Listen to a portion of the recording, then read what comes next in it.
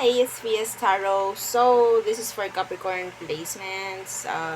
Inibisto ko, no, kung ano at kung sino yung mga kailangan ninyong malaman pagdating dyan sa kung ano yan, diba? So, let's spill the tea. Capricorn placement. Diba? So, yun ang ating titingnan ngayong buwan ng August. Okay? So, let's see agad-agad. Oo. Again, kung may mga tanong po ha, makiki-message na lang po ako. So, po sa comment section, yes, para rin maiwasan natin na kayo ay ma-replyan ng hindi namin kilala. Okay, so ako po ay nasa kwarto ng aking kapatid. Nakikikwarto ako. Dahil inaayos lang ng kauntian yung aking room. So, let's see. Let us see. Capricorn. Capricorn. Kuha tayong tatlo. Capricorn.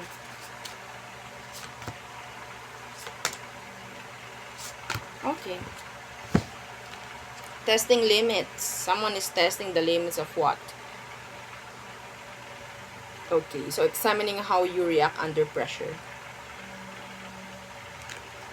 Next is the cold shoulder. Someone is deliberately distancing themselves, hiding dissatisfaction. Sorry sa glare. Pangat yung camera natin, hindi tayo nakaset up. So, next is boundaries respected. The other person respects your personal space and boundaries. Okay, so let's see. So, sino tong mga to ngayong August? Okay. So, testing the limits. Testing the limits. Someone is testing the limits. Titingnan kung paano ka magre-react. Or paano magiging reaction mo. Kung ano man. Who is this? Yeah. Could be a Sagittarius. This is temperance. This is patience. Something like that.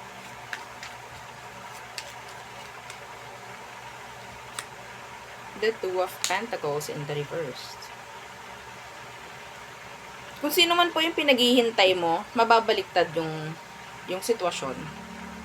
Capricorn, mababaliktad yung sitwasyon mo, ninyo, noong kung sino man po yung naghihintay sa'yo. Okay? Titingnan niya kung ano magiging reaction mo sa gagawin niya. That's specific. That's specific. So, ano tong cold shoulder? Someone is deliberately distancing themselves, hiding dissatisfaction. So, who is this? Meron daw, sabihin natin, unsatisfied sa'yo. The Queen of Swords. Could be a Libra. The Empress in reversed. Iba sa inyo, could be a mother or father figure itong taong to. Okay? Itong taong to, sabihin natin, pwedeng meron kayong anak. And pwedeng gusto niyang meron kayong mapag-usapan like legal. Pwedeng meron kayong legal na mga usapan. Okay, legalization, something like that. Pwedeng may nakikipaghiwalay na, something like that. Okay, yeah, the King of Cups in reverse. So, I think the person is not emotionally open pa or invested dito. So, may chance na makakakuha or makakaramdam kayo ng parang pagdistansya mula sa kanila. Okay? Meron po ditong ito hindi po ito para sa lahat, pero may chance na itong taong ito, sila yung parang nilayuan or iniwanan ng responsibilidad. Okay? So, boundaries respected. So, the person respects your personal space and boundaries. Sino yan? The Six of Swords in the reversed. And the Seven of Swords in the reverse. So, I think magkakilala na kayo nitong taong to. Could be an air sign, Gemini, Libra, Aqua. Okay, some of you, ikaw itong talagang nag-back out, nag-back off, nag-step back from this person. Ikaw itong tumalikod talaga from them. No, I don't know, like, nireject mo ba itong taong to? Well, makikita mo yung tunay nilang pagkatao doon, kung paano nila i-handle yung magiging sagot mo sa kanila. Lalo na yung pagtalikod mo, yung pag-reject mo. Okay? Pwedeng air sign. Yeah. Alam mo, iniintindi ka nitong taong to. Iniintindi ka niya.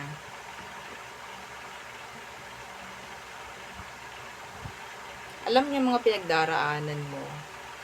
Hindi niya iniintindi, I don't know, kung meron kayong arguments ng taong to, iniintindi niya kung ano yung pinagdaraanan mo, hindi yung sinasabi mo. Parang ganun. Okay? Anyway. So, tayo tumungo na sa person. Yes, madali lang dahil ako po ay nakikigamit nga lang ng kwarto. Opo, no. Let's see. The person on your mind, Capricorn. Who is this? The person on your mind.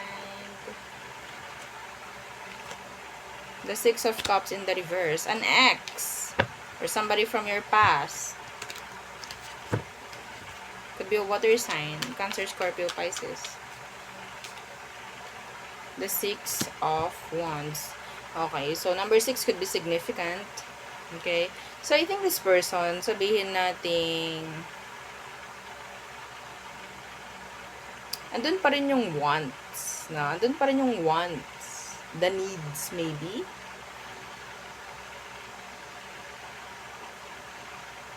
Nagpapapansin siya. Nagpapapansin tong taong to sa'yo. Yeah. Could be a Sagittarius.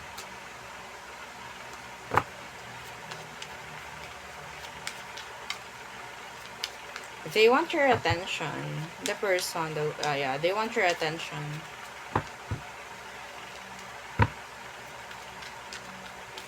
Okay, ano bang meron dito?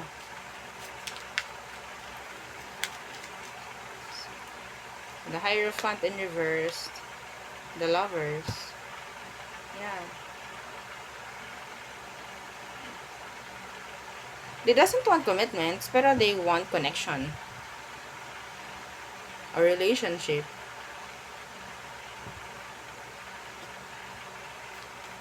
Hindi sila open for commitments, pero they want relationship. Diba sa inyo ito yung ex mo na nagpapapansin lang, gusto lang nila makita kung ikaw ba ay open pa rin or what. Something like that. Could be a Gemini. We have here Taurus. Ano bang emosyon talaga nito sa'yo? Okay, the Eight of Wands in reversed. And the Magician. Yeah. They want openness sa situation. Pero hindi siya nagiging open pagdating sa emosyon. Hindi. Napaka-impossible. This person is impossible. Yeah, they're impossible. So, if ever you're expecting ng something big from this person, wala tayong na-expect na ganyan. Wala tayong nakikitang ganyan. Okay? If ever na ikaw itong nag-expect na, sana nakikipag-ayos na siya talaga, nakikipag-bati na, mga ganyan. No, you're not. They just want attention from you, mga ganyang bagay. They're open.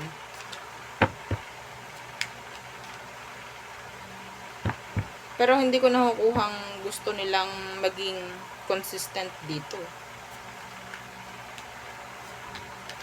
Okay? What's their next action? Yeah, the King of Cups in reversed. And the Three of Pentacles in the reverse. See, the Two of Cups na naka-reversed. And Strength.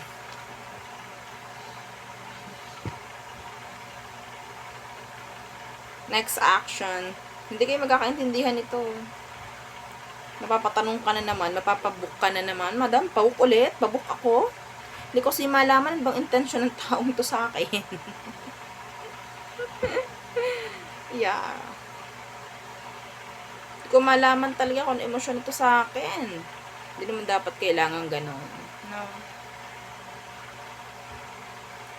Kasi kung love ka, ramdam mo yun eh. Hindi mo para itanong. Hindi ka para magkaroon ng doubt. Okay? Ramdam mo yun. Yes. Alam niyo yan. Sa mga talagang nagkaroon ng magagandang connection, alam niyo yun, di ba? Ramdam niyo yun. Your person, this ex, selfish to.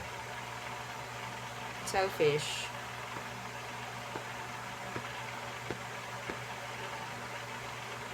Hindi kayo magkakaintindihan nito. Okay, nag-expect ka ng equal pagdating sa emosyon. Ikaw gusto mo, siya hindi. Something like that. Hindi siya magiging open pagdating po sa emosyon niya sa'yo. Papansin lang to. Tulad nito, nagpapansin lang. Oh, yung energy niya, papansin. Anyway, wag masyadong bigyang oras. No? Waste of time. Let's see. Aries through Pisces for you, Capricorn. Again, don't forget to like, share, and subscribe. Okay? So, Aries, they're inconsistent. Taurus, they are moving on. Gemini, they like you. Capricorn. Cancer, they want a relationship with you. Leo, they need you.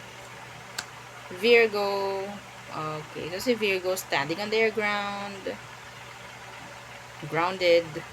Libra, they're moving on. Some of them, meron silang plano na bumalik. Okay, hindi to para sa lahat, pero yeah, some of them, meron silang balak bumalik. Scorpio, they like you, they want a long-term relationship with you. Okay, so, Sagittarius, meron mag-a-unblock na Sag. Capricorn, may pagmamatigas sa part ni Capricorn. Okay, Aquarius, still, nandun yung unfinished business. Pisces, there's infidelity. Pero nandun yung love, like genuine love. Ang hirap na ito. Hirap na ito. It's like you're the one that got away. Parang ganun. So, yun po ang aking reading for you, Capricorn placements. Again, please don't forget to like, share, and subscribe. And follow every page and sa nating YouTube channel nasa description box below. Again, thank you.